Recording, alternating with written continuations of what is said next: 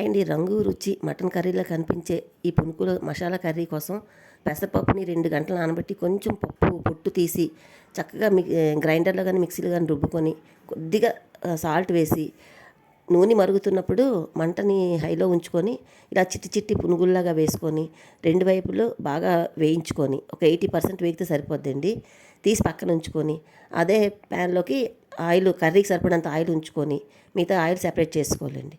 దాంట్లోకి మనం కొంచెం జీడిపప్పు, 4, 5 ఎండుమిర్చి, కొంచెం కరివేపాకు వేసి తాలింపు బాగా వేగిన తర్వాత 2 మీడియం సైజు ఆనియన్స్ పేస్టు, ఒక అర స్పూను అల్లం వెల్లుల్లి పేస్టు, అలాగే రుచికి సరిపడగా ఉప్పు, పావు స్పూన్ గరం మసాలా, పావు స్పూన్ పసుపు వేసి మసాలా అంతా బాగా వేగాలండి. మంచి వాసన వస్తుంది. అంత బాగా వేగిన తర్వాత మనం వేయించి తీసుకున్న పునుగులు వేసి ఒక్కసారి వేగిన తర్వాత ఒక గ్లాసుడు పాలు పోయాలండి. అలాగే గ్లాసుడు నీళ్లు కూడా పోసి రుచికి సరిపడ కారం వేసి మూత పెట్టి 15 నిమిషాలు ఉడికించుకోవాలి.